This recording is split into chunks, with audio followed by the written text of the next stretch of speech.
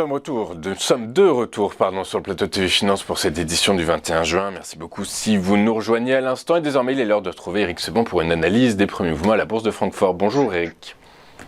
Bonjour. Bonjour, merci d'être avec nous ce matin. Vous êtes trader, formateur et coach. Eric, est-ce que vous avez identifié des relais baissiers ou est-ce que le DAX va continuer sa hausse larvée selon vous ? Alors, j'ai pas identifié de relais baissier, pas plus que je n'ai identifié de relais haussier la semaine dernière, quand je vous disais qu'on allait probablement sortir par le haut après les annonces, qu'il n'y aurait pas de relais, et bon voilà, c'est ce qui s'est passé. On a eu pourtant un beau gap haussier vendredi, donc ça a confirmé le fait que, en effet, ça sortirait par le haut.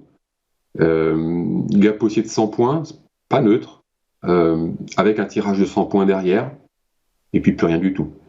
Donc ça s'est immédiatement redégonflé. Lundi, on a fermé le gap, hier on est retourné à la case départ, et là, à l'instant T, nous sommes sur un niveau, alors qui maintenant est un support, 16 240, 270. Tant qu'on tient au-dessus, le DAX peut encore rebondir. Mais en effet, oui, une hausse qui peut continuer, une hausse larvée. Alors par à-coup, en fait, elle est assez bizarre cette hausse. En fait, c'est une hausse qui est essentiellement spéculative. Je pense que maintenant tout le monde a compris qu'il n'y avait pas d'achat de conviction quand le DAX affiche des plus hauts historiques vendredi. On comprend aussi, alors c'est peut-être pas forcément évident, mais en tout cas, c'est pour comprendre, c'est que ceux qui achètent au plus haut, alors il y a toujours des gens qui pensent qu'ils vont rater le train, donc il y a des acheteurs qui rentrent en position tout en haut, c'est ceux qui plantent le drapeau, mais je pense qu'ils ne sont pas très nombreux. Ceux qui ont acheté tout en haut, ce sont surtout des vendeurs à découvert qui ont fermé leur position. Donc ils envoient des ordres d'achat et c'est comme ça qu'ils sortent du marché en prenant leurs pertes, parce qu'ils ne peuvent plus tenir la pression mise sur les vendeurs à découvert avec un gap haussier de 100 points plus un relais haussier. Ce relais haussier, il vient essentiellement de la spéculation encore, de vendeurs de calls qui sont obligés donc de ce qu'on appelle gérer le delta, donc fermer des risques sur des ventes d'options, des calls principalement évidemment, et puis derrière des liquidations, parce qu'il y a forcément des liquidations qui se mettent en place à ces moments-là, liquidation des courtiers qui vont virer toutes les positions qui ne satisfont plus aux marges requises, puisque nous sommes sur des produits dérivés égale effet de levier, échéance, contrainte technique. Donc au bout d'un moment, ceux qui ne peuvent plus tenir leur position, ils sont obligés de sortir, et puis s'ils ne le font pas eux-mêmes, les courtiers le font pour eux, parce que c'est leur obligation aussi. Donc voilà, ça provoque des à-coups, ça provoque les acheteurs qu'il faut, des vendeurs qui rentrent en position parce que l'évidence d'une absence de relais fort amène aussi des ouvertures de position sur les points hauts, ce qui est logique. Alors c'est un peu rock'n'roll, faut savoir le faire. Moi je le fais pas, c'est sûr.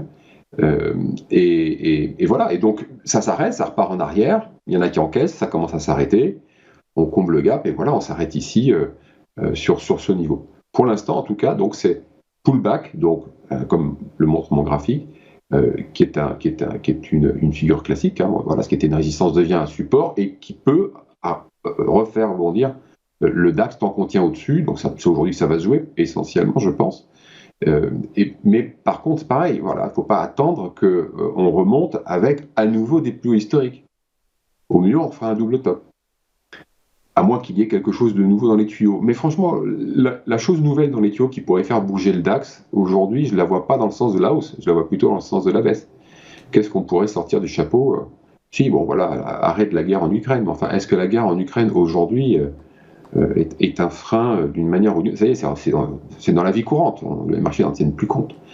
Donc, nous avons cette situation qui est toujours sans visibilité, donc sans les gérants qui sont donc spectateurs, protégés. La volatilité, alors elle est bien tombée, évidemment, on est sur les plus hauts, mais elle reste quand même, il n'y a pas de complaisance, en tout cas moi j'en note pas.